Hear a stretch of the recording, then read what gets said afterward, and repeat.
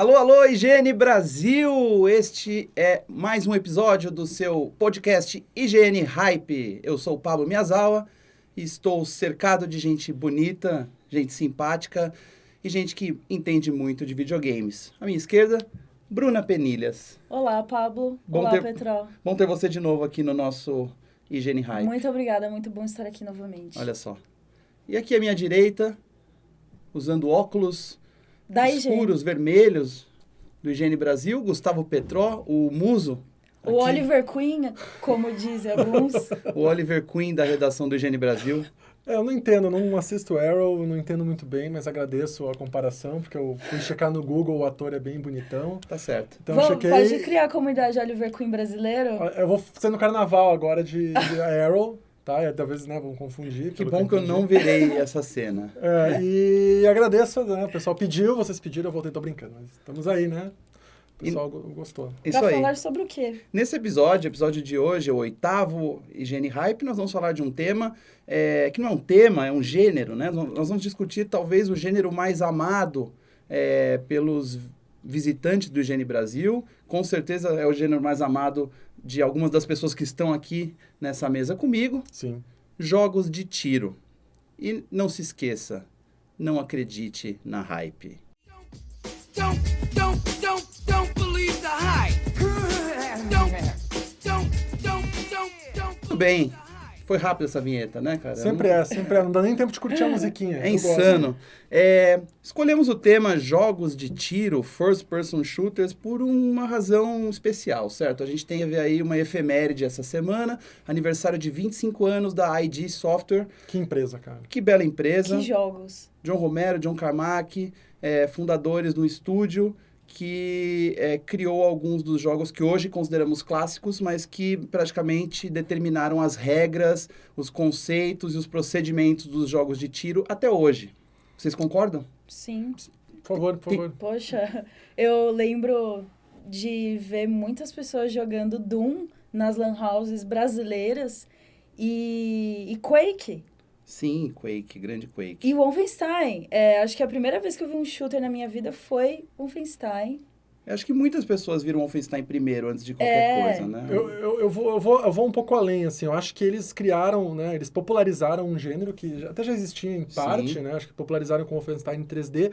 Mas eles também criaram a base de tudo que é o game development, o desenvolvimento de games mundial, que os caras viraram estrelas, né? São estrelas até hoje. O John Romero anda de Ferrari, cabeludão, o Carmack é aquele outro jeito, né? O Romero tem uma mulherona lá, não sei o quê. Então, enfim, acho que eles criaram justamente essa visão que depois vieram outros. O Cliff Bleszinski tem um pouco esse lado, né? Mais de sair com carrão. Mas o que não quer dizer que o gênero do jogo de tiro que promove com mais facilidade esse tipo de celebridade nos games. A gente tem outros jogos aí com assinatura, né? Mas tanto que eu acho que o Wolfenstein, ele não é tanto popular, atualmente não é popular quanto como um Call of Duty agora. Jamais. Um Battlefield. Mas acho que eles foram os caras que começaram a aparecer mais e ter essa ostentação de uma vida legal. O cara que faz games tem carrão, tem mulheres bonitas, tem mansão, entendeu? Acho que foi... Mas não é só por isso, Não, né? não, jamais. Eu acho que os fãs dos jogos de tiro da ID,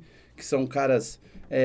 quem começou a jogar esses games ali, estamos falando de um jogo de 1992, né, Wolfenstein, e o Doom saiu em 1993. São caras adultos. A gente tá falando de gente que joga videogame há muito tempo, né? Mas eu acho que o que os fãs desses jogos mais gostam a respeito da empresa é que esses dois caras aí, os que ficaram mais famosos, o Carmack e o Romero, são caras que sempre estimularam os jogadores a não apenas jogar, mas também interferir no jogo, né? A criar em cima, a modificar o jogo, né? Isso se deu muito com o Quake em 96, né? O que inclusive gerou um evento e as modificações dos fãs, né? Eu acho que elas que foram a principal razão do jogo ganhar tanta longevidade, das pessoas quererem jogar tanto, porque elas podiam criar seus próprios mapas, modificar o jogo, e os caras sempre estimularam isso, né? E nisso foi criando uma comunidade muito específica de pessoas que gostam do gênero jogo de tiro.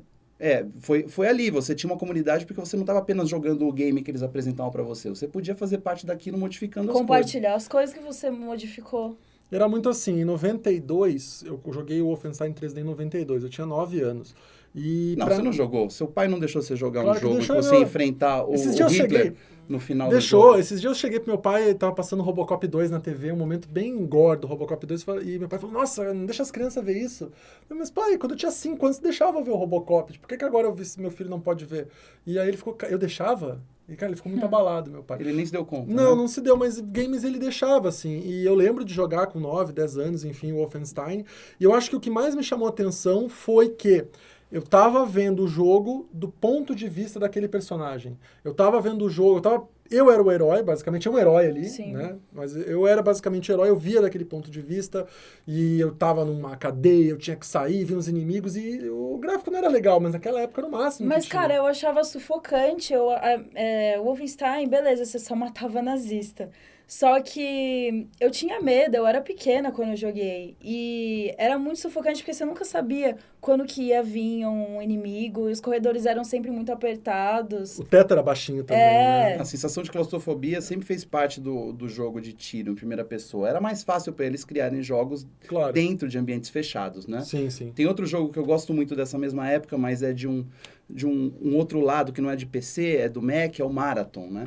Que vocês devem conhecer Marathon como o precursor, digamos assim, a prequel desse jogo aqui, dessa cabeçona que tá aqui na minha frente, né? É o pré-Halo, né? Digamos assim. Você jogou Marathon, Pedro? Não cheguei a jogar, cara. O Marathon, assim como o Quake, são jogos de tiro que eles se popularizaram muito porque as pessoas podiam jogar em LAN, né? Jogar em computadores, e são jogos de conteúdo adulto que você pode jogar com computadores interligados. Onde é que é o ambiente onde tem adultos e computadores? Escritórios, né?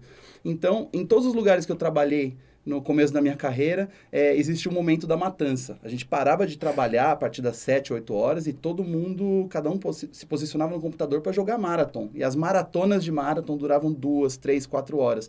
Depois disso, a gente parou de jogar no escritório e começamos a ir a lan houses, né? Na Monkey, essas lan houses que se popularizaram no começo dos anos 90 em São Paulo. Mas isso aí é uma formação de caráter, entendeu? Você trabalha no ambiente, daí no fim do dia você vai lá e mata os seus colegas de trabalho, não tem nada mais incrível que isso. Aliás, é uma coisa que eu sinto falta aqui, que a gente é muito baseado em console e tal. Essa coisa de todo mundo jogando no PC.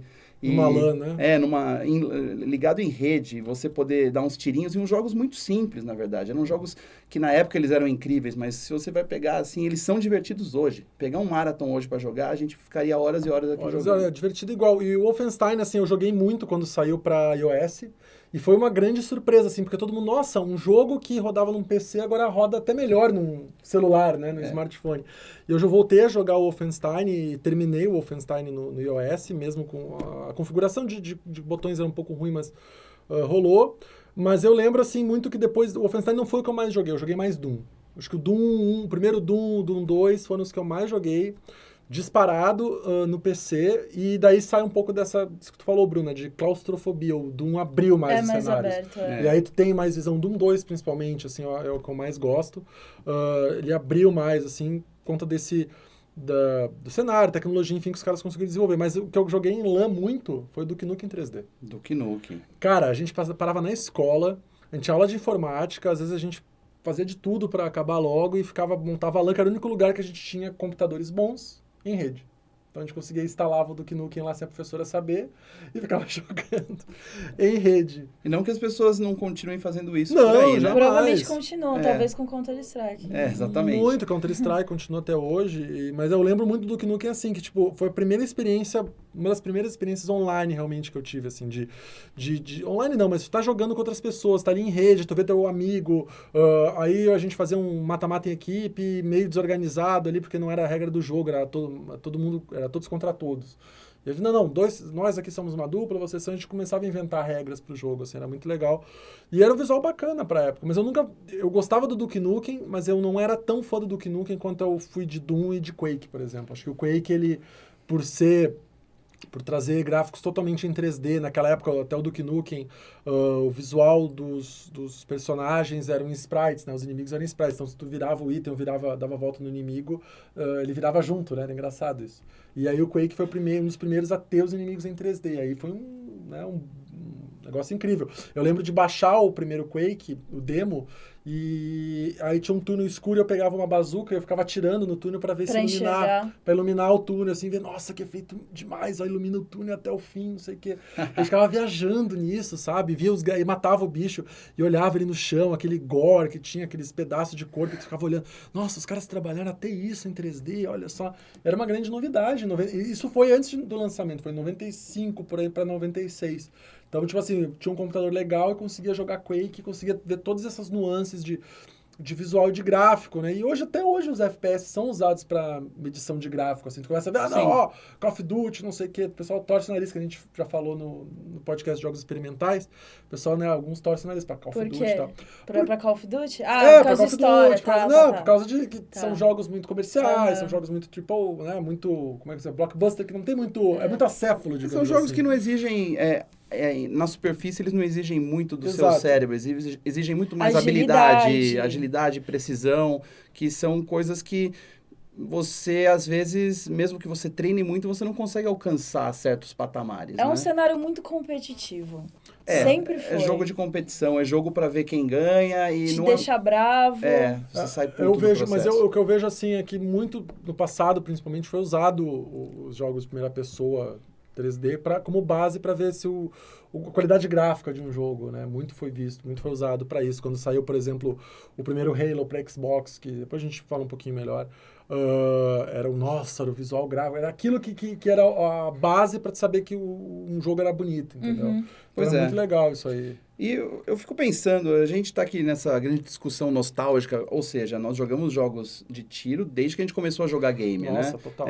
Inclusive, agora a gente fala de console, né? Antigamente, a experiência do jogo de tiro era exclusiva de computador. Quem não jogava computador não tinha jogos bons de tiro para jogar no console. E tinha que ter um computador razoavelmente legal, né? Não era só ter um computador. Não não dava para jogar muito bem com, sei lá, Quake não dava para jogar com 386 muito bem. É um tipo de jogo que ajudou a elitizar o jogo no PC, né? Sim. Os jogadores de PC hoje se diferenciam muito porque vem daí, né? Tinha certos jogos que você só jogava em PC. Jogos de estratégia, jogos de tiro em primeira pessoa e point and clicks, por exemplo. Coisas que o console demorou para reproduzir. Por conta das interfaces, ferramentas, né? O mouse, o teclado, né? Foi quando a Nintendo lançou o Nintendo 64, lançou o GoldenEye, né? E o seu magnífico joystick com duas alavancas ali, uma alavanca mais os quatro botões amarelos, né? De câmera, que você viu que era possível realmente jogar um jogo de tiro trazer pro console. E ali foi uma grande revolução. Você não tinha lá como jogar em rede, não tinha como jogar online, mas você jogava em tela dividida com 4 pessoas. E foi aí que muita gente que só jogou console na vida teve um gostinho do que é dar uns tirinhos ali. E aí veio o Turok da Dinosaur Hunter. O Turok 2, cara, eu jogava multiplayer muito no 64, porque dá pra jogar com 4 pessoas, tela dividida. Tela dividida em 4, cara. Nossa, uma telinha desse tamanho. Tela dividida é uma coisa maravilhosa, que eu demais. sinto muita falta. Eu também. É uma pena que muitos dos jogos não permitem essa... A grande maioria hoje, não por causa do tem. online. A gente tem no Star Wars Battlefront, você tem a tela dividida em 2 ali, né? Que é bem mais ou menos. Sim, bem complicado de jogar. Se eu não me engano, no Battlefront ela não é a tela dividida inteira, né? Ela é dividida no... ela é horizontal ou vertical? Eu não lembro. Ela é na vertical, né? Enfim, é muito chato você... Por exemplo, Battlefield é uma coisa que eu joguei bastante no PlayStation 3. E não tinha tela dividida. Battlefield não tem tela dividida. Aí eu sempre joguei muito multiplayer. Aí vinha algum amigo em casa e falei, quero jogar Battlefield. Vamos jogar Battlefield. E aí tinha que jogar um em cada vez. O que eu fazia... O que era totalmente diferente de quando eu comecei a jogar shooter em console, que foi, acho que... Eu não lembro se foi no PlayStation 1, que foi com Medal of Honor. Isso aí. Eu varava a noite jogando com meu tio em tela dividida. Eu contra ele, porque não tinha online. Não, mas era... Como sofríamos, né? Olha só. Os recursos que a gente tem hoje para jogos de tiro... São muito mais avançados. Eles eram inimagináveis há 10 anos. E assim, é o gênero que... Até hoje, é o que mais tem, acho que tem quantidade de lançamentos. Digamos assim, tu falou no início até que é o que mais o pessoal gosta, mas eu acho que é o mais popular mesmo, assim, é o que mais se popularizou entre todo mundo. Por exemplo, a Bruna jogava Medal of Honor aí, novinha. Nossa, Medal of Honor, assim, por muito tempo foi uma das minhas franquias preferidas. Mas a minha pergunta para vocês, entusiastas de jogos de tiro, é por que, diabos, nós gostamos tanto de dar tiro nas pessoas? Porque A gente não pode dar na vida real. Pois Mentira, isso pode ser uma explicação, mas não, a gente vai passar jogos violentos. a gente não quer entrar nessa polêmica aqui, mas eu entro nessa discussão porque eu, pessoalmente, não sou um cara que gosta de jogos de tiro. Puta, eu adoro. Eu nunca gostei. E sempre preferi outros tipos de jogos. Eu sempre preferia, inclusive, jogos individuais. Eu não gosto de jogar em grupo. Depois que eu comecei a jogar certos jogos de tiro em galera, em grupo, eu percebi o efeito daquilo. Sim, é uma competição, é empolgante, você quer ser melhor que o cara, você toma um tiro na cabeça, você quer revidar. Então tem todo esse fator aí de... estimula a relação social e a amizade, digamos assim. Ou a inimizade. Ou a inimizade, mas eu acho, assim... Quando você tá jogando com seus amigos aqui do lado, assim, com seus amigos em LAN, amizade. é tudo gostoso, você xinga o cara e depois sai todo mundo pra beber. Mas...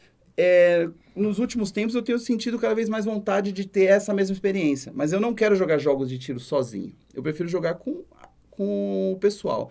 Eu quero saber o que vocês pensam, qual é o apelo que tem, assim, de um modo mais coletivo. Por que isso faz tanto sentido até hoje? Por que a gente joga jogos de tiro há tanto tempo? E por que, a cada ano, novos jogos de tiro surgem? Eu pessoalmente acho que os shooters, eles têm uma dinâmica muito frenética que você só vai encontrar lá. Você nunca vai achar em outro jogo, tipo, a bala tá acabando, você tá cercado de inimigo, não necessariamente contra outras pessoas, inimigos do jogo mesmo, você precisa trocar de bala, ou você precisa pensar em estratégias de como você realmente... O que você faria se você estivesse lá. É muito estratégico e é muito frenético.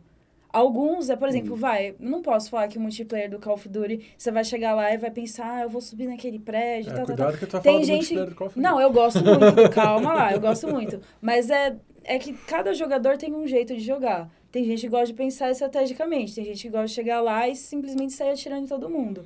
Mas eu acho que é o que chama atenção, além da competitividade, é a mecânica e todo esse frenesi que você tem quando você joga. Então é porque é emocionante. É o tipo de jogo mais emocionante que tem. É um jogo mais... É mais agressivo. É uma jogabilidade mais agressiva. Tem um ponto também, Pablo, que é o seguinte... as pessoas... Tem uma teoria da conspiração que eu já entro, mas o lance do FPS... Eu adoro a teoria da conspiração, mas FPS é um gênero assim que todo mundo... O mais próximo... A guerra é muito próxima de todo mundo hoje, né? Principalmente dos americanos. Eles estão sempre em guerra com alguém, Europa e tal. Então, assim, tu pegar em armas, tu ter a experiência de ser um soldado, ou soldado da Segunda Guerra, da Primeira Guerra, enfim, é algo que faz parte da vida de todo mundo, globalmente. Que evoca algo dentro da gente, Evoca algo né? dentro. O ser humano, é do ser humano a guerra, é do ser humano a briga. É uma curiosidade. E ali é o mais próximo que tu pode de pegar uma K-47 e sair atirando. Entendeu? Eu não vou pegar uma K-47 aqui e sair atirando na rua. O game vai me permitir, vai me dar uma ambientação de uma guerra, de algo, e eu vou pegar uma K-47 e vou sair Ainda atirando. que haja quem pense que seja possível, né? Você jogar e sair... E o jogo tá te estimulando. Jamais, né? Quem pensa isso, desculpa, tá no mundo errado. Mas tem algo que... Eu acho que é justamente isso. A guerra é inerente ao ser humano e o jogo traz guerra, traz momentos de conflito e é isso que a gente quer ver. A curiosidade de saber como seria estar lá. Exatamente. Tem uma teoria da conspiração, que eu já vi há muito tempo atrás, quando eu era moleque, que eu jogava isso aí, que os Estados Unidos, eles fazem, né, eles permitem essa criação de jogos para treinamento do exército. Isso. Eu acho total balela. Mas é engraçado de... não, porque as pessoas estão treinando e vai ter uma terceira guerra mundial. Se me derem uma arma que eu... E vai ter... Daria muito trabalho. Vai ter 40 milhões de gamers nos Estados Unidos que vão sair, pegar em armas e sair matando. Eu não acho que é isso o caso. Mas eu acho que é muito mais de evocar algo da gente, como a Bruna falou, a emoção, ou talvez a disputa. Por que todo mundo vai no paintball? Por que paintball até hoje é tão popular? Porque é uma popular maneira ainda? de... Claro que é. Eu tenho vontade de ir no paintball. Existe um monte de paintball por aí? Claro, cara. Eu não sei se é popular, mas que eu ainda tenho vontade de ir, porque eu tenho vontade de... me sentir dentro de um paintball, jogo, tem paintball, tem escola de tiro ainda, mesmo que armas sejam ilegais no Brasil, porte de armas, tem escola de tiro, tem aula de tiro, as pessoas podem ir lá atirar. Nos Estados Unidos o pessoal vai muito em lugar que permite para dar tiro, tu paga lá X e pega a arma que tu quiser, Pode pegar uma Uzi e sair atirando. E é uma experiência... As pessoas fazem isso. Eu acho que o game é o mais próximo disso. E sobre esse negócio que você falou de, teoricamente, estar na guerra, eu sentia muito isso, de novo, vou citar Medal of Honor. Porque a história dele, o single player, muitos jogos da franquia foram ambientados em uma das principais guerras do mundo. E eu tinha interesse em jogar dentro dessas guerras. Tinha as histórias, tinha conflitos baseados em conflitos reais, e eu não vejo mais isso. E aí tu passou na aula de jogos história por causa atuais. do jogo. Olha, eu não sei não, hein? Acho que não. Existem maneiras de você aprender sobre guerra sem necessariamente ter um jogo de tiro, claro, né? A gente tem um exemplo claro. bom aí de um jogo legal do ano retrasado, Valiant Hearts, né? Da Muito Ubisoft. bom. Coisa maravilhosa. Que é um jogo lindo sobre a Primeira Guerra Mundial, Claro, que claro. você simplesmente... Você não tá... Você tá matando gente, mas de uma maneira muito mais lúdica que você tá aprendendo. Você derrama lágrimas. Você derrama lágrimas. No fim, é um jogo muito triste. Mas o argumento de que é legal porque você aprende história e é legal ou é inevitável porque nós temos essa coisa da guerra, do conflito dentro da gente, eu aceito, mas dessa maneira a gente não consegue convencer nenhum pacifista de que jogos de tiro são legais. Não. Então, como a gente vai convencer aqui um pacifista de que ele deveria tentar dar uns tirinhos aí em ambientes, não precisa ser ambientes super Tem o realistas. Splatoon, né? Mas não é a primeira É que pessoa não é. Splatoon. Mas, por exemplo, a gente tem aí Halo, a gente tem Star Wars Battlefront, a gente tem esses jogos. Será que ele aceita atirar em alienígenas? Então, tem muita gente que tem uma dificuldade com o Tipo- jogo em primeira pessoa, muito pela própria interface, né? É complicado jogar ali em primeira pessoa. não é um jogo tão né? simples, não. Você precisa ter uma propensão ali a se entender com aquilo. Tem gente que fica enjoado jogando. Quando eu era pequena, quando eu comecei a jogar, eu tive muita dificuldade em controlar as alavancas. Tem isso também. Eu tomava uma surra absurda do meu tio, que já sabia jogar, e ele não deixava eu ganhar. Claro. E eu custei pra aprender a jogar em console. Não é fácil mesmo. O que, na minha opinião, o que realmente pega, e hoje, né, mais hoje, assim, por conta da internet, é super popular, é o online. É o componente online desses jogos. É a partida multiplayer que é muito competitivo. Tu consegue entrar em salas de pessoas do teu nível, e se tu é muito bom, tu consegue entrar em salas bem competitivas de partida, independente do jogo. Se é Halo, se é Call of Duty, se é Battlefield, se é Rainbow Six, ou Siege, enfim, tu consegue. Eu acho que o que move hoje o game de tiro em primeira pessoa é o competitivo, é a parte online. Tanto que o pessoal, tem gente que nem termina o modo história do Call of Duty, vai direto pro online. É verdade. E eu lembro, tem uma cena que pra mim ficou marcada quando deu o blackout da PSN em 2011. O cara fez um vídeo, né? O cara pegou um Play 3 assim, Sony, let me play my Call of Duty. Um cara enorme, assim, muito forte, cara. Tipo o cara lá do desodorante lá, o Tyler Crews. Como é que é o nome? Do Crews. Everybody Hates Chris? Isso.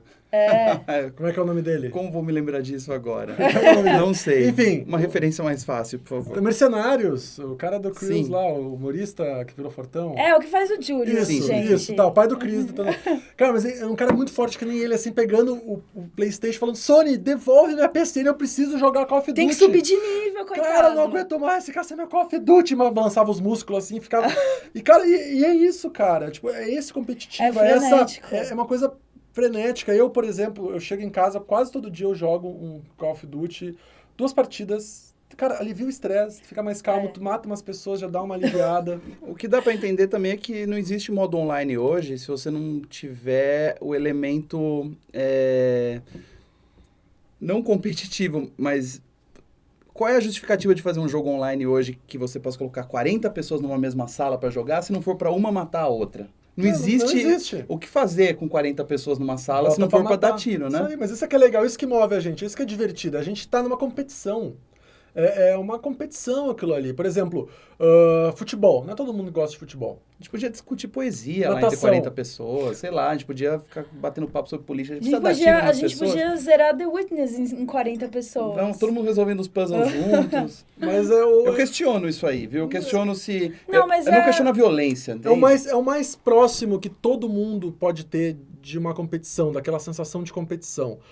Por exemplo, nem todo mundo gosta de futebol, nem todo mundo gosta de natação, nem todo mundo gosta de luta, mas o tiro é algo que está mais próximo de todo mundo. entendeu? Tem polícia na rua com arma, enfim, tem tudo. E é o mais próximo que alguém pode chegar numa competição. Por exemplo, o É assalto... o mais simples que alguém pode. E tem pra todos os gostos. Se tu quer uma coisa espacial e matar alienígena ou matar outros caras de armadura, tem o Halo. Se tu quer matar um cara de guerra, da Segunda Guerra, tem um Call of Duty mais antigo. Agora só que tudo tá moderno. Se tu quer pegar um robô gigante, tem um Titanfall.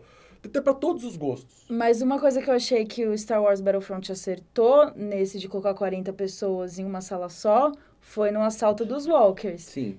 Sei lá, Bela fase. as equipes são separadas, as equipes têm que saber se separar e essas 20 pessoas de um time, alguém vai ter que saber que vai ter que ir lá pegar, sei lá, um AT-AT, o outro vai ter que se planejar em proteger o AT-AT. São funções bem definidas, São funções né? definidas. Agora, realmente, por exemplo, um mata-mata com 40 pessoas é surreal. Assim, quando eu jogo o game online, eu não gosto do deathmatch, do mata-mata geral. Eu gosto do mata-mata em equipe. Call of Duty tem a baixa confirmada, que tu mata sim, e pega mata-mata em equipe é mais item, legal. é mais legal. Eu gosto muito, tenho jogado muito Search and Destroy, que tu tem que achar bomba, um tem que desarmar, outro tem que fazer que exploda.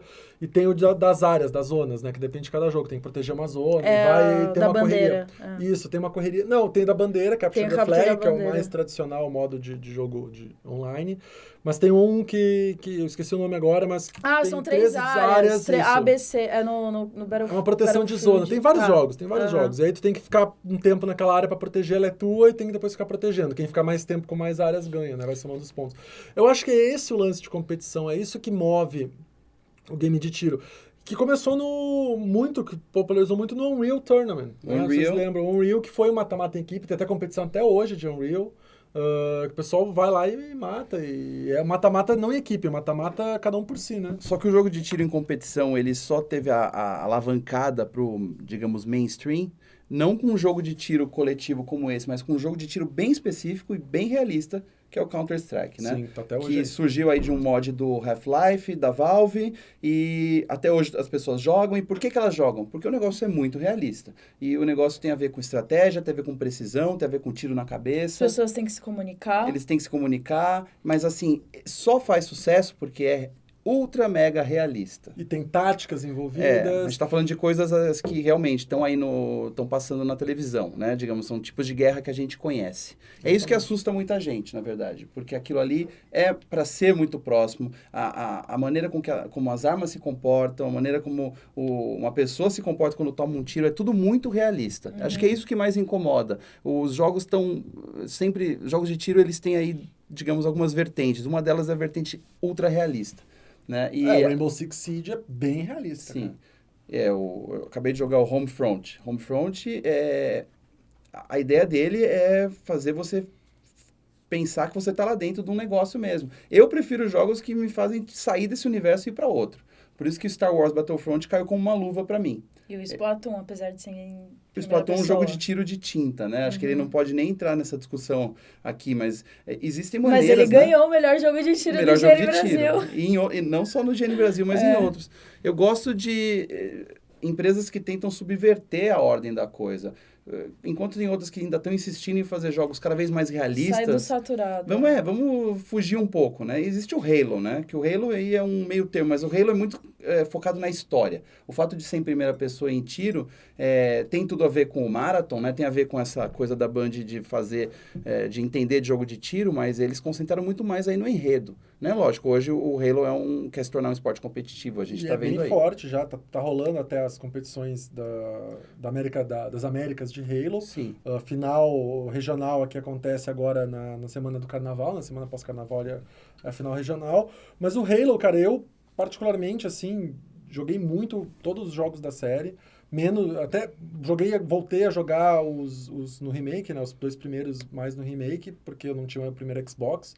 Mas, cara, eu atribuo ao primeiro Halo o que é hoje o sucesso dos jogos de tiro em primeira pessoa nos consoles. Foi ele que introduziu as mecânicas que todo mundo usa hoje de 2 alavancas analógicas, os gatilhos atira, porque o GoldenEye não era assim. Não. O GoldenEye você não podia ter não tinha uma visão livre para cima e para baixo. É meio duro usar aqueles 4 botões de câmera. O lance do GoldenEye não tem a ver com jogabilidade, tem a ver com convidar pessoas que nunca jogaram esse tipo de jogo ao ambiente da primeira pessoa, do jogo de tiro. Foi do mesmo jeito. Porque... O Halo realmente, você ali tem uma mudança de conexão do jogador com o game ali, uma maneira de jogar. Tanto que veio depois o Medal of Honor, se eu não me engano, os primeiros Medal of Honor não usavam a alavanca analógica, mas eu posso estar errado. Não eram as duas, no caso, era uma só, né, que usava, então não tinha aquela visão total, completa do cenário, né, não podia olhar para cima e para baixo, mas o Halo já tinha jogos assim para consoles, mas ele que definiu sensibilidade, velocidade, como tornar isso competitivo, como criar uma partida online. Foi aí que surgiu o Xbox Live, né, por causa do primeiro Halo.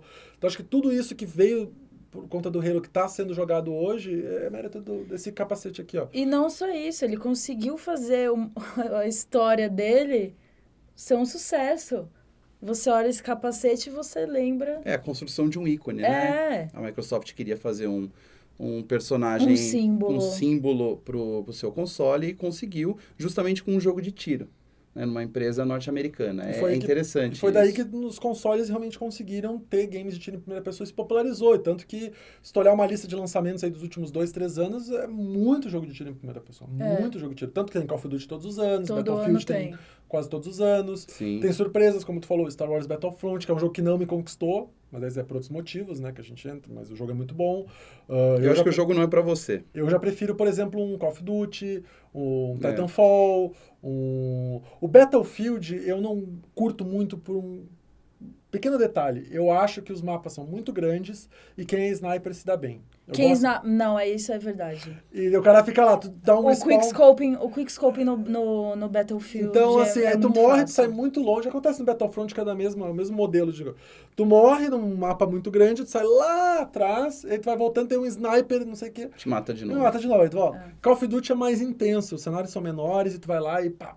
Lembra muito o Unreal Tournament, que é pequeno, muita morte, não sei o quê. Interessante você falar isso, porque a gente já tá aqui há meia hora de conversa aqui sobre jogos de tiro e nenhum de vocês dois mencionou... Eu tô gritando, eu sei quem é que você vai falar, porque tá engasgado aqui. Destiny, gente. O jogo que todos vocês O podcast do IGN, o IGN tem um podcast só pra falar sobre Destiny, pra você ter uma ideia. É verdade. Né? O negócio pegou... recentemente eu quis entrar no Destiny, eu perguntei, gente, eu vou comprar aí o Rei dos Possuídos, o que vocês acham? Ah, melhor não. Não vai adiantar, não vai dar certo, porque você já vai entrar, vai estar todo mundo lá na frente, Imagina. você não vai sobreviver. Não, mas não tem balanceamento, nem adianta, cara, nem tenta, então eu não me arrisquei. Então, vamos lá. Me expliquem. Vou deixar a Bruna primeiro. O Destiny, quando ele foi lançado, ele começou mal. Ele veio com uma proposta de ter uma história legal. Não tão mal. Não, assim, as pessoas não gostaram. Ele foi muito criticado. Foi. A história, ele veio com uma proposta de fazer uma história legal, um RPG MMO, digamos assim. Um RPG MMO de action shooter first person. Ele é uma complexo, loucura. É loucura. Tantos gêneros. Mas é um game de tiro em primeira pessoa. Mas em shooter foi o último que eu, assim, me viciei demais. Era só isso que eu pensava, era só isso que eu jogava. E o foco dele não é o competitivo. Ele tem o Crisol, que é onde jogadores lutam contra outros jogadores. Onde os guardiões vão disputar Que, suas por habilidades. sinal, é onde o Petrol gosta de jogar, porque ele gosta mais de Call of Duty.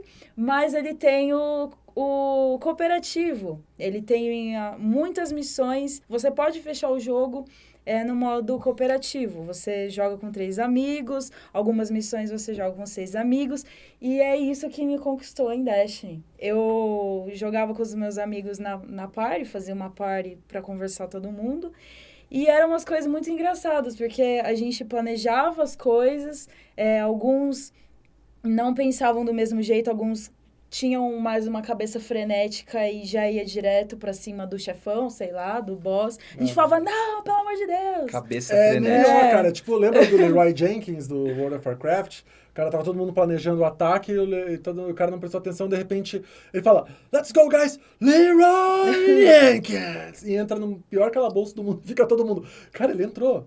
vai todo mundo atrás e se ferra. Destiny tem essa pegada. E ele é muito bem dividido. As incursões dele, que são os eventos mais grandes, acho que são, só posso dizer que são os maiores eventos do jogo. São. Eles são bem são divididos. São os eventos finais, digamos assim, da história, né? Como a história se encerra. Eles levam horas para serem completadas, requer tempo, requer estratégia. Você não pode, por exemplo, nesse caso são 6 pessoas. Você não pode, por exemplo, pegar 4 jogadores da mesma classe. Você tem que balancear, você tem que pensar, qual que é o seu especial? Então esse seu especial você vai usar em tal hora. São coisas bem específicas. Bem o lance MMORPG que entra para um jogo de tiro em primeira pessoa. Tu tem que planejar bem, tem que entrar, porque dura horas, realmente. Tem que ser em equipe. Uma coisa que eu não gosto, que eu já comentei até com a Bruna, é que, tipo, tu não pode fazer um matchmaking nessas incursões, tem que ser amigos, tem que chamar a galera. Tal hora, vamos juntar todo mundo. Isso é bem problema. Aquele espírito de LAN, lá dos anos 90, mas aplicado cada um na sua casa, e todo mundo meio nesse lance World of Warcraft, assim, cada um tem sua habilidade, temos que se organizar, muito legal. Esse negócio de poder customizar os personagens, e para você customizar, você tem que jogar bem, você tem que estar lá evoluindo de nível para ganhar armaduras melhores e tal. Muita gente quer ganhar, sei lá, um capacete que é de um nível grande, mas você quer porque o capacete é bonito. E isso é uma das coisas que motiva também você jogar Destiny. Por exemplo, nossa, lançou sei lá, o Shur, que é um cara que vai lá toda semana, trouxe tal capacete pra você comprar, um capacete raro. Você fica louco. Você fica louco. Você quer comprar porque você vai ter outra chance, Você precisa, né? você não tá em casa. Teve até um pai que falou pro filho, filho, eu não estou em casa. Pelo amor de Deus, vai em tal lugar e compra esse capacete. Porque é importante. Claro. Não, é que assim, o jogo, ele, como a Bruna falou, ele começou mal. Ele teve uma evolução boa. Logo depois do lançamento, teve umas atualizações, deu uma mudada. Agora, pra mim, ele tá perfeito. É difícil dizer perfeito, né? Não, perfeito...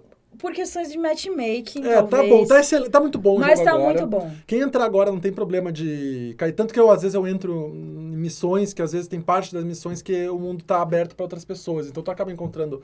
Eu tô no nível 41 e tem 41 não existe. 40, 242. De luz. Não lembro agora, enfim. Faz uns dias que eu não jogo. E tem gente nível 4, nível 10, nível 12, e tu acaba ajudando ali um pouquinho, mas quando tu entra em áreas que são fechadas da missão, que é quando tem escuridão, né? Que daí tu morre, não tem respawn, começa no início da fase, tu morre.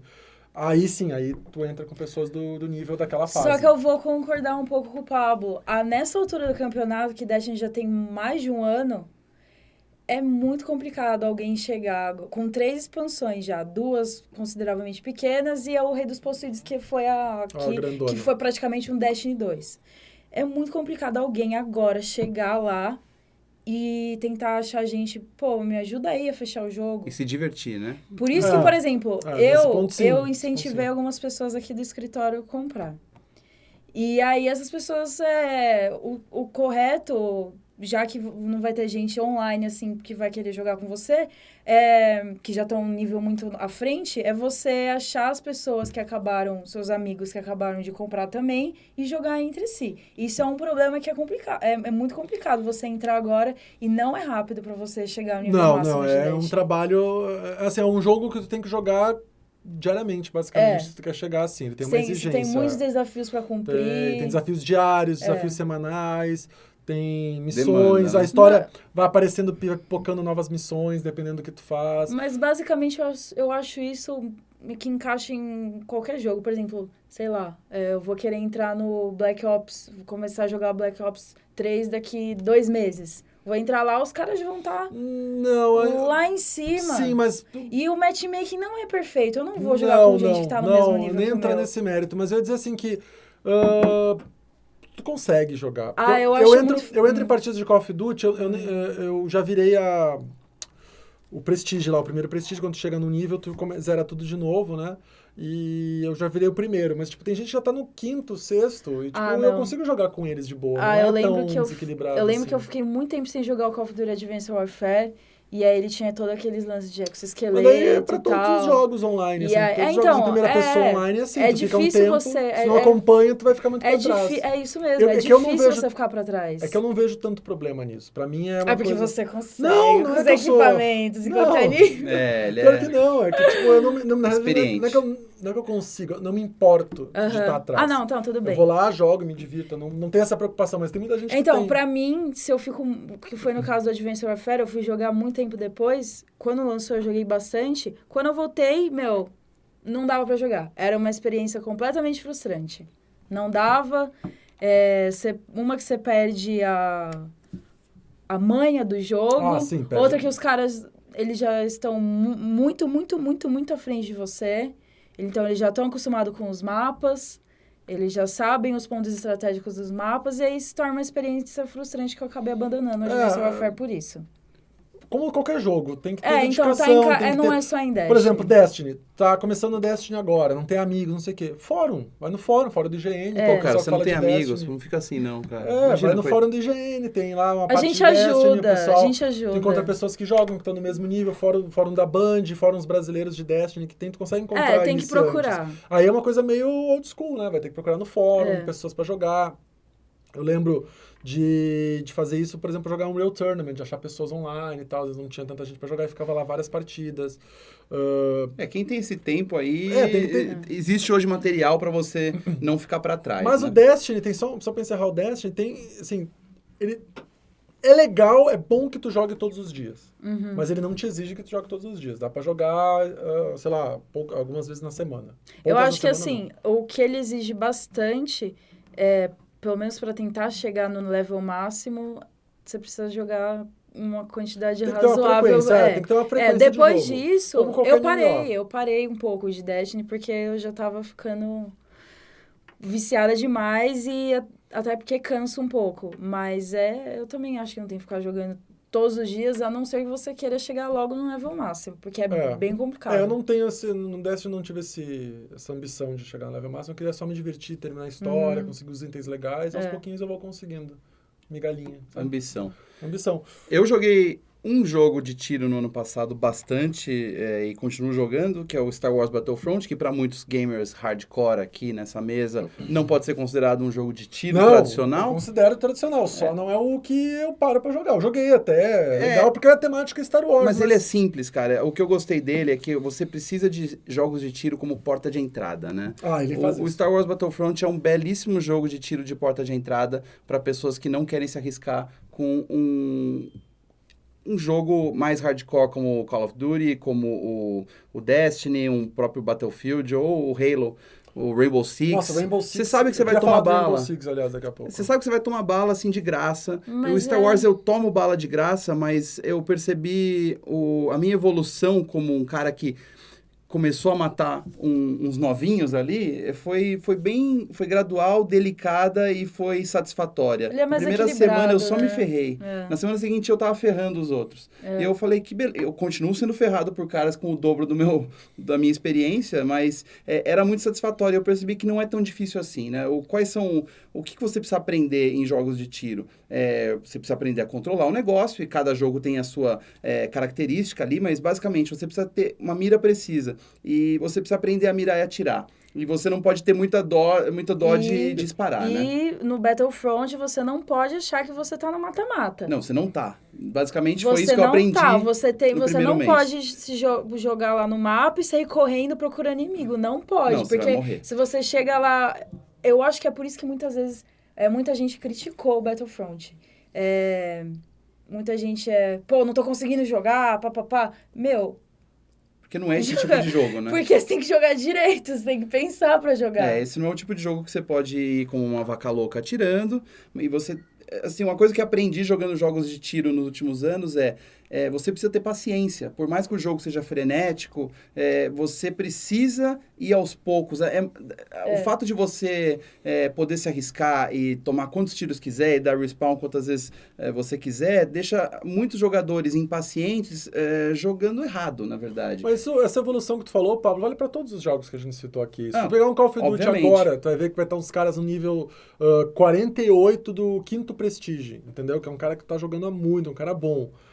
Tu vai conseguir jogar com ele, tu vai se divertir, não vai ter tanto problema. Assim. Você vai tomar bala pra caramba. Assim. Mas tu aprende, que nem no Battlefield. Mas, cara, o balanceamento das armas do Battlefront é muito mais simples do que esses jogos hardcore. É simples, tipo, você tá no nível 60 no Call of Duty, você desbloqueia umas armas muito mais agressivas. Que mata o cara num com tiro dano só. absurdo e tal.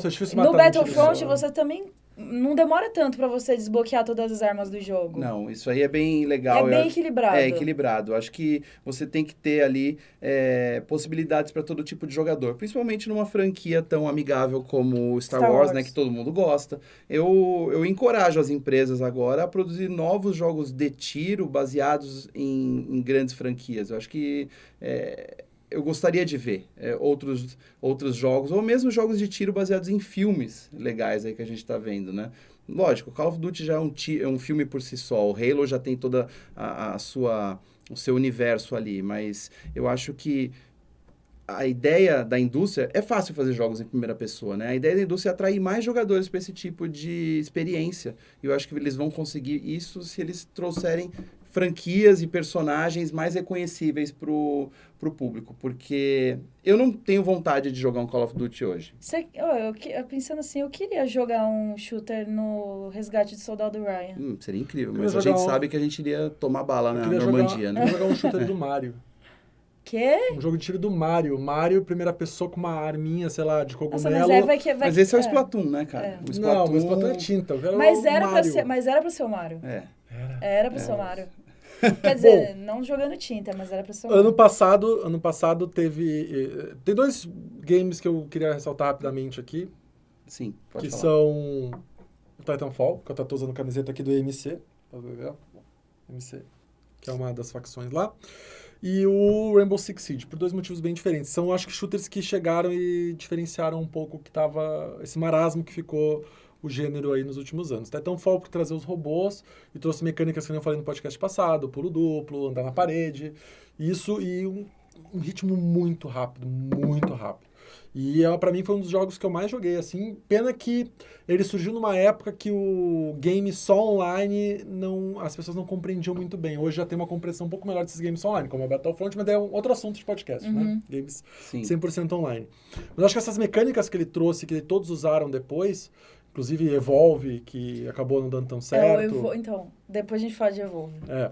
Mas, então, que usa no Call of Duty Advanced Warfare, que usa no Halo hoje, o Halo 5 tem as mesmas futurística. mecânicas. Enfim, ele trouxe essas mecânicas legais, mas eu acho que a parte de robô ficou muito legal. Acho que não é uma skin e o cara fica mais pesado, realmente muda a dinâmica do jogo, é muito legal. E por que não deu certo? Por causa, acho que, do 100% online, porque eles o modo campanha do jogo, o modo história, digamos assim, ele é totalmente online. Então, se eu não tenho mais ninguém na sala pra jogar comigo esse modo, já era, não consigo você terminar. não pode jogar sozinho. Não existe single player. Não existe single player. Eu não joguei Titanfall. Tu termina, tem uma campanha que tu joga como IMC, e depois termina, tem os créditos, tu joga a campanha do outro lado. E precisa de jogadores. Não tem história. São só fases. E acho que foi aí que errou, acho que foi aí que perdeu popularidade. Aí não teve mais atrativos depois também no modo multiplayer, mesmo com as expansões, com novos mapas, não teve tu não viu novidades, assim, de armas, uma coisa de gameplay, que esses outros games, tipo o Halo, sempre tá inovando. Até o Halo 5 mudou completamente o esquema de controle da série. Ele tá muito mais igual a um Call of Duty do que era antes. Por exemplo, uma coisa básica, 90% dos jogos de tiro em primeira pessoa, a mira é no gatilho da esquerda. No Halo não, no Halo tu tinha que clicar no R3, que é o Nossa, analógica. Isso eu me lasquei no Battlefront, porque tinha que fazer isso com o Boba Fett. É horrível. Nossa, então, não dá. E isso o Halo mudou, entendeu? Tá com as mecânicas. Claro, tu pode voltar, mudar lá o controle e tal, mas por padrão mudou.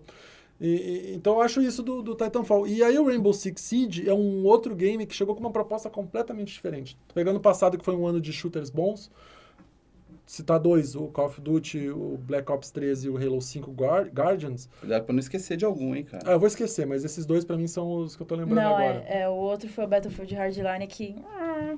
o Battlefield Hardline que não caiu no gosto de todo mundo, mas é um jogo ok. Tirando, claro, a pessoa que narra a versão brasileira, mas é o gosto pessoal, daí não tem problema. Não, porque tipo assim, né... Daqui a pouco eu vou botar o Faustão pra fazer o Master Chief, aí não dá também, né? Aí o pessoal, enfim... Fica a dica aí, Microsoft. Faustão Master Chief. Eu gostaria bastante. Faustão Master Chief. Ô louco, bicho! Ô louco, Spartan Lock! Mas o Rainbow Six Siege, ele conseguiu trazer uma temática completamente diferente do ano passado. É uma série já tradicional de FPS, muito tático, né? Um game muito tático, mas eu acho que o diferencial do Siege é justamente isso. é voltar aquele lance old school, que tem o Counter-Strike, com a mecânica mais atual, um tiro mata, aí realmente, cara, dependendo de acerto, um tiro mata. E usar tática em equipe toda hora. Ele mescla o competitivo com o cooperativo. Exatamente, o jogo é muito competitivo e é extremamente cooperativo. Assim, dá pra jogar sem conversar com as pessoas, mas é ruim, porque sempre tem aquela pessoa que como vai a Bruna fazer falou, alguma coisa errada. que sai correndo pra matar alguém. E o jogo não é isso aí, o jogo tem que fazer o objetivo, ou matar toda a equipe.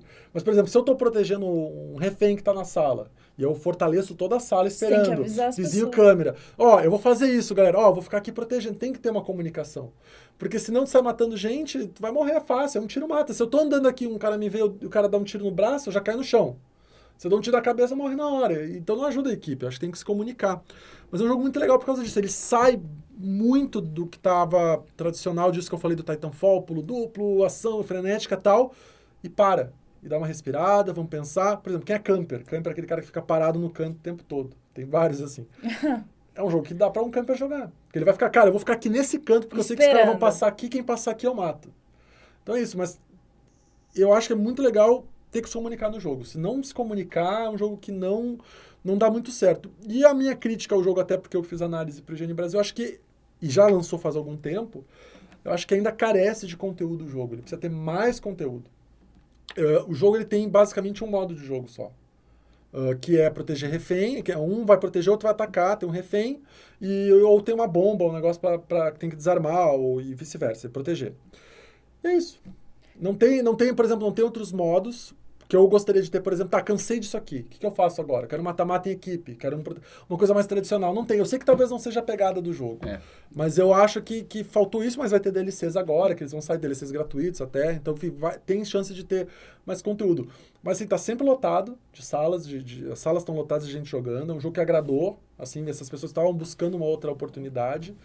Mas assim, é um jogo que é totalmente diferente de Call of Duty, Halo e Battlefield. O que não aconteceu com o Evolve. Que não aconteceu com o Evolve, pode falar. Eu fiquei muito triste com o Evolve. O Evolve tinha uma proposta bem interessante, muito né? legal, eram 4 jogadores, são 5 jogadores em uma sessão, 4 contra 1. 4 eram as pessoas, os personagens, e um era um monstro. Eu joguei o Alpha, a fase Alpha, eu joguei demais. Eu falei, nossa, quando esse jogo sair, eu vou jogar demais, não sei o quê, que legal. Tanto ser o monstro quanto ser os personagens, era uma experiência muito, muito, muito legal. Só que o que aconteceu com o Evolve? Não evoluiu. Basicamente. Chegou num preço caro, com poucos, se eu não me engano... Poucos recursos. Só que aí depois, os recursos que eles começaram a lançar... novos monstros, novos personagens. O jogo chegou a ter 2 Season Pass. 2 Season Pass para um brasileiro é muito complicado. Mas lá fora também não teve o sucesso esperado. Sim, assim. Tem alguém jogando ainda, é isso? Eu não sei eu acho que já, assim... Desligado. Não acho que desligar não, mas acho que tem pouquíssima gente. Pouco conteúdo, a proposta era muito legal, eu fiquei muito triste. Uma coisa que eu vi, assim, o jogo é meio desbalanceado do que eu joguei. Eu não achei ele um jogo equilibrado. Assim, os monstros eram muito fortes, exigia trabalho em equipe também. Então, se você, pelo menos no Alpha, eu não consegui jogar o jogo finalizado, porque quando eu ia comprar, todo mundo falava, Bruna, ninguém mais tá jogando. Eu falei, não vou pagar R$200 no jogo, que só vai jogar eu e quem? Ninguém. Mas no Alpha, era exatamente isso, você tinha que saber o que você estava fazendo. Por exemplo, cada classe era muito específica. Tinha um que tinha que capturar o monstro, outro era só pra ficar dando dano no monstro. É um MOBA. Dava pra matar o monstro. É um MOBA em primeira pessoa, mas que tinha que trabalhar mais em equipe ainda do que um MOBA. Segura o monstro que eu vou atacar com esse aqui. Tinha que trazer mais modos. Eu não consigo enxergar agora como um single player daria certo nisso. Nem sempre uma boa ideia. Mas a proposta do multiplayer foi muito boa. Só que nem sempre a boa ideia resulta num jogo que todo mundo vai querer jogar. E aí tu falou do realismo, só falar um pouquinho do Siege, né? O Rainbow Six tem o Vegas, que eu gosto bastante, que é muito legal. Mas o Siege, eu acho que é esse lance da competição, que a gente falou aqui, que o que move as pessoas que gostam de FPS hoje é o competitivo, é você estar em equipe, e, cara, é muito realista, cara. Tu dá um tiro, que sai de sangue na parede, cara. Parece que eu tô... Nossa, é tudo que eu quero, ver sangue. É assim, eu... Delícia. Na minha... quando trabalhei em outro lugar, às vezes eu tinha que fazer outras matérias que não eram relacionadas à minha área, né? E eu lembro uma vez de estar numa cena, às vezes um crime que aconteceu assim, e eu lembro de ver o Rainbow Six e eu lembro dessa cena, sabe? Caramba. Que fica lá o cara, tipo, tu matou o adversário e a parede atrás estourou de sangue. Fica aquele sangue atrás, assim, tipo, tu olha que lá, cara, é bem gráfico, assim. Mas o que eu acho mais legal, assim, que daí eu me emociono mesmo, assim, eu conheci uma galera, e de volta e meia a gente joga, uma galera que conhecia ali jogando online. Fizemos um grupo, todo mundo se adicionou e fomos jogando de vez em quando. Então o que a gente arma? Que é uma coisa legal. Tu pode explodir as paredes. Então a gente arma, a gente sabe onde os caras estão, porque tu pode lançar umas camerazinhas e tal, ver onde os caras estão posicionados. E o que a gente faz? A gente explode a parede da frente, vai todo mundo, uma parede que explodiu ali, vai todo mundo ali. O que a gente faz? A gente chega por trás e pega todo mundo por trás.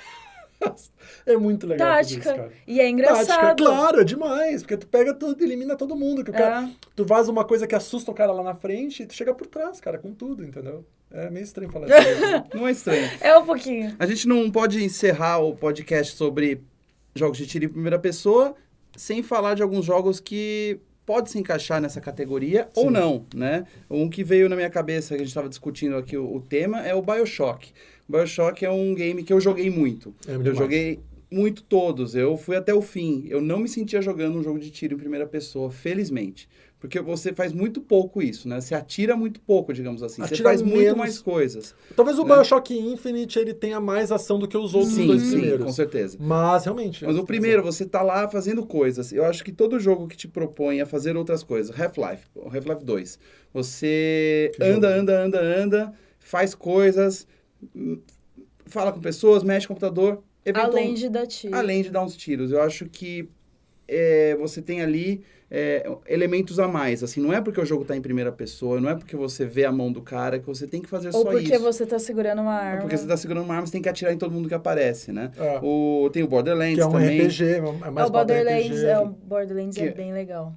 Acho que tem vários jogos aí que que eles se confundem um pouco, as pessoas acham que é um jogo de tiro em primeira pessoa, e eles escondem muito mais do que a gente pensa. E são esses jogos que talvez a gente devesse fazer um podcast sobre eles, discutir jogos que conseguem mesclar ali, misturar vários gêneros. E agora tem também não agora, né? De alguns anos pra cá tem jogos FPS de mundo aberto, a série Far Cry é assim, Crysis, não sei se lembra do Crysis, eu gostava muito do Crysis. O Far Cry é um bom exemplo, porque assim, você atira, ok, você mata gente, mas a maior parte do tempo você tá andando, cara, procurando coisinha pra... eu acho que aí é mais interessante. Eu gosto mais do que simplesmente da ideia de você pegar e ir lá e falar, vou derrubar todo mundo. Eu gosto das duas coisas. Eu gosto eu tô até querendo jogar o Far Cry Primal, que eu quero ver como é que essa mecânica da Idade da Pedra, que não tem tiro, que a lança vai funcionar. Eu tô curioso pra saber como é que...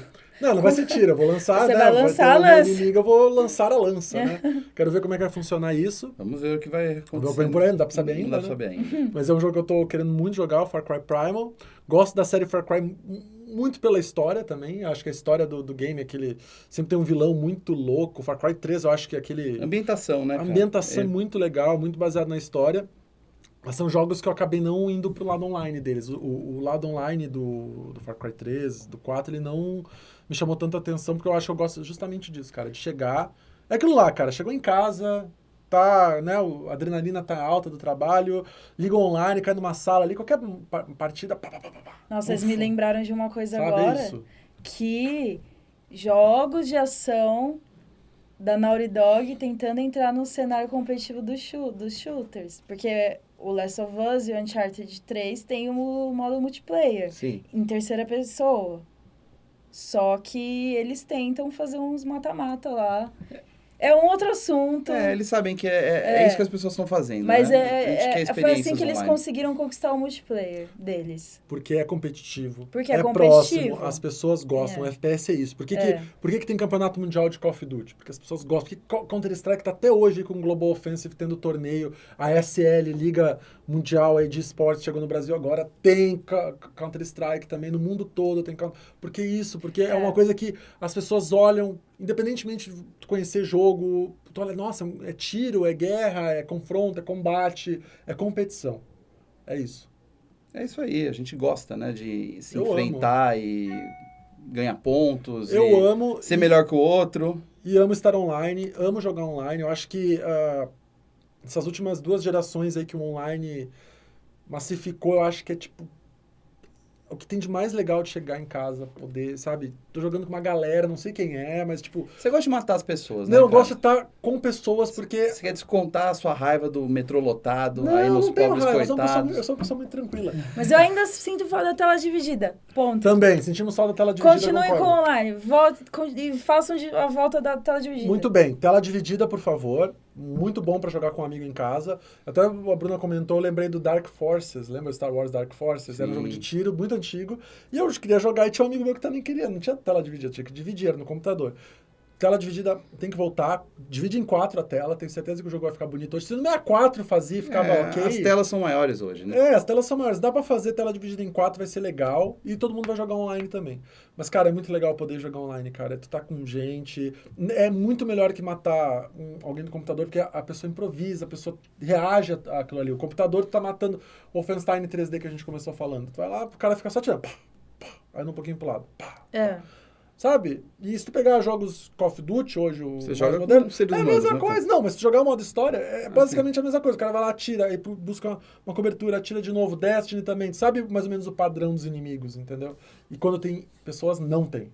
Bom, gente, o assunto rende muito. Vocês são apaixonados por jogos de tiro, eu nem tanto, mas estou aqui para dizer que o assunto não encerrou, mas esse programa Podemos sim... voltar, né? A gente pode Não, eu só voltar quero pra falar frente. que não é meu gênero favorito, tá? É o meu. Só isso. É o Mas meu, eu Qual é gosto o seu muito. gênero favorito, Bruno? Não foi isso que me São falaram. todos os gêneros. Ah, isso todos aí. os gêneros. Esse é o meu favorito. Eu Pode me queria aproveitar agora para ler algumas cartinhas. Recebemos cartinhas, muitos e-mails apaixonados, e-mails carinhosos, de leitores muito legais. Muitos, que a gente... Oi? muitos comentários também no YouTube, Sim. no GN mesmo também. E manda um e-mail também. O Matheus pediu desenhos no último podcast, a gente não recebeu desenhos. Não, mas a gente recebeu cartinhas muito legais. Ok. Recebemos um e-mail do Michel Vil, eu acho que esse é o sobrenome dele. Um abraço, Michel, você foi muito legal. Eu vou resumir que a sua mensagem esquentou o coração de toda a equipe, principalmente o meu. Oi, pessoal, me chamo Michel, tenho 53 anos, trabalho com confeitaria, adoro jogar games. Parabéns pelo belo trabalho, todos os dias acesso IGN, sempre com muito conteúdo de qualidade. Sigo o trabalho do Pablo desde seu blog, lá pelos anos de 2005. Obrigado por revelar a minha idade também, Michel. Foi onde percebi a importância dessa mídia chamada videogame. Uma vez por mês vocês poderiam convidar uma pessoa e entrevistá-la. Hype convidado do mês. Vocês poderiam comentar também sobre o que cada um está jogando. Enfim, por enquanto é isso. Um abraço a toda a equipe. Que legal, Michel. Tá nas nossas ideias ter Um convidados, abraço, né? Michel. Os próximos terão Sim, convidados. Né? Adorei. Temos o André Alcântara, que escreveu: Olá, sou muito fã do IGN Brasil, admiro muito a equipe e quero sugerir um tema para o IGN Hype. Minha sugestão é pirataria nos games, pois supostamente acabará daqui a alguns anos e também esteve muito em alta nos consoles. Essa é a minha sugestão. Um abraço para a equipe. Polêmica. Um tema bem mamilo, né? É um tema que a gente poderia aqui falar por horas e horas e ainda não falar o suficiente. Famosa mídia roxa. Sim, a famosa mídia roxa. Temos muito a falar sobre isso e a gente promete que abordaremos esse tema no futuro próximo, Sim. certo? É polêmico. eu É gostei. polêmico porque, É polêmico. É polêmico, pronto. então é não tem pirataria, explicação. A gente pode ponto. convidar os caras do Pirate Bay pra falar. podemos, se eles não estiverem naquela ilha. Na lá. cadeia. Do Mega Filmes HD. Opa. Vamos. Temos o Eduardo Cosme. Para a Higiene Brasil, meu nome é Eduardo Cosme e gostaria de sugerir como tema os MMOs. Queria que vocês comentassem os games como WoW, Lineage 2, Mu, Ragnarok e tantos outros que existem, que aproveitassem o gancho e falassem sobre os MOBAs. E abordassem o problema dos vícios nesses jogos, em que a maioria das pessoas tem que abdicar das vidas sociais. Isso aí, cara. Vários temas, né? Dá pra dividir em vários 1000 temas aí. aí. O tema vício é realmente interessante, a gente tem que falar desse tema. Eu não sou viciado, eu paro quando eu quiser. Ah, isso aí, é o Ah, que todos dizem. Mas eu ainda não quero parar. É complicado. Temos também o Fernando Floriano, de Caxias do Sul, Ah! Desculpa, gaúcho. Rio Grande do Sul. A festa da uva lá tem, cara. Grande Caxias do Sul. Um abraço para Caxias do Sul. Tenho 27 anos. Nossa, que programa é isso, meu Deus. O que? A festa da uva? Não, um abraço pra Caxias do Sul, um abraço pros estudantes do colégio, não sei o A quê. caravana ali. A gente é populista, gente. Gostaria de parabenizá-los pelo podcast, está sensacional. Apesar de gostar de tal mídia, escuto pouquíssimos, mas desde o piloto do IGN Hype me senti extremamente confortável, como se fosse um programa que já fizesse parte dos meus dias. dias. Poxa! Nos nossos também. Ah. A gente tá nessa. Tem um questionamento sobre a Nintendo. Gostaria de saber se com a chegada do NX, o Wii U, ainda nos brindará com títulos AAA, além do novo Zelda, que será lançado possivelmente em 2016. E gostaria de saber onde estão os games exclusivos do New 3DS, pois quando esse novo portátil da Nintendo foi lançado, o marketing bateu na tecla de que, além de possuir um hardware mais potente, games exclusivos seriam lançados. É isso aí, é hora de abrir seu coração e reclamar mesmo. Talvez a gente fale sobre isso em algum assunto. Um podcast da sobre a Nintendo. Nintendo. É dá pra fazer polêmico também. muitos, a gente vai A falar sobre a Nintendo Nintendo. dá pra fazer um podcast bem legal, até porque eles devem anunciar o NX até a E3, né? Sim. E novamente gostaria de parabenizá-los. Um grande abraço pro Pablo, pro Marcos, pro Gustavo, pro Matheus e a Bruna. E não acreditem na hype. Ah, muito Bem, obrigada. Temos um slogan aqui, Temos um slogan, temos um na bordão, hype. muito obrigado. Bom, gente, é isso. Eu espero que vocês tenham As gostado. dicas, Temos Pablo. dicas, verdade, As temos dicas, dicas. Paulo, calma lá. Vamos dar dicas porque É importante. é importante. É bom. Todos nós temos algo a oferecer a vocês. E eu começo com Bruna Penidas e sua dica da semana. A minha dica não está relacionada a jogos de tiro. Como está... assim, Bruna? Não está... Bom, vocês podem jogar Destiny se vocês quiserem. Mas a minha dica está relacionada a esta semana que este podcast vai sair. Porque dia 4 de fevereiro, Mais conhecido como ontem. mais conhecido como ontem... Porque, afinal, este podcast está sendo publicado no dia 5. No dia 5. Então, mais Isso, conhecido como ontem. mais conhecido como ontem, saiu O Regresso, que é um filme protagonizado pelo Leonardo DiCaprio e está indicado ao Oscar. E eu já assisti, e eu acho que vocês têm que assistir também, porque, olha, é sufocante, é muito bom. Tem tiro, Bruna? Tem tiro. Em primeira pessoa? Não em primeira pessoa, mas tem plano sequência de tiro que já vale muito. Tá? Assistam todos indicados ao Oscar. Essa é a minha dica. Ele ganha, Bruna. O Léo. Meu, olha, se ele não ganhar, eu não acredito em mais nada. A Sinceramente. gente pode fazer um podcast aqui sobre o Leonardo DiCaprio, apenas. É muito Pra complicado. comentar eu quero participar. vida e obras de DiCaprio na eu semana lá do Oscar. Pode aguardar. Ai, de Gilbert Grape. Orne, Mama! Você tem uma dica, Petró? Eu tenho duas rápidas. Quero ver. A primeira é um game que eu tô jogando mobile, que ele é antigo, mas eu comecei a jogar esses dias aí, que é o Hitman Go. Hitman Go. Hitman Go. Muito bonito. É um jogo muito bonito e é um jogo bem assim pra pensar em estratégias, como resolver ali a fase, porque tem inimigos que andam. Enfim, é um jogo de tabuleira, né? Virtual, assim, de jogar no tablet. Tô jogando no tablet. Muito legal. E a segunda dica é jogar em Destiny. Ah! Boa dica. A minha dica ainda é o The Witness, que não é um jogo de tiro, mas é em primeira pessoa. Eu não suporto mais esse jogo, eu preciso tirar ele da minha E essa é frente. a sua dica? A minha dica é jogue até a hora que você aguentar. É, Bom, jogue, descubra a fase que o Pablo empacou e ajuda ele a passar. todas, né, basicamente. São 700 puzzles, eu encalhei em 350 deles. Mas é bom pra você que é meio masoquista, né? Se você não tá afim de tomar uns tiros aí, bala na cabeça, joga The Witness, Não que quer vai jogar- quebrar sua cabeça do mesmo jeito. Não quer jogar Bloodborne, Dark Souls? É mesmo nível ali, a gente tá falando do mesmo Nossa. nível de jogo. Sério? Né? Ah, tem coisas ali que são nesse nível. Mas é isso aí. Seu estômago tá bem? Tô ótimo. A úlcera apareceu? Não, é um aprendizado, é como a vida, aquilo lá, tá. sabe? Se você não sabe resolver Tá. uma coisa, é porque você não tá capacitado para aquilo. Não é o momento. Não é o momento. Mas talvez você volte semanas depois, você vai continuar não Ou vou te dar mais conseguindo. ou vou te dar mais uma chance. Você pode ter 1000 chances, você não vai conseguir, cara. A vida Tá. é assim. Eu provavelmente não vou ter paciência. Talvez não. Senão minha gastrite vai lá em cima. Exato. Eu não quero testemunhar isso. Não quero ser testemunha desse jogo. E chega ao fim o nosso Higiene Hype número 8. Aí estouramos o horário. Eu espero que você tenha conseguido escutar esse programa inteiro aí, no caminho pro seu trabalho, na volta da escola. No banheiro? No banheiro, seja lá como você escuta Eu esse já dei podcast. a dica de como escutar no passado, né? Já. Escuta aos pouquinhos. Já. Tá indo pro trabalho, para, depois volta pra casa e escuta mais Mas um não pouco. esqueça de escutar até o fim. Claro. Não esqueça de recomendar aos amigos. Não esqueça de mandar suas dicas, sugestões e elogios, principalmente elogios, Qual o e-mail, para Pablo? o higienebrasil@higiene.com, que todos nós recebemos aqui. E muito obrigado pela sua audiência. E semana que vem a gente volta com mais um Higiene Hype, que eu não sei o tema. É surpresa. Surpresa, sempre. Basicamente. E sempre com pessoas diferentes nessa mesa. Talvez eu não esteja aqui, talvez a Bruna não esteja, talvez o Petró não esteja, talvez você nem conheça as pessoas que estejam aqui. Mas pede pra eu estar, que eu venho. É isso aí. Ah. Então, fique com a gente, obrigado e não acredite na hype. Don't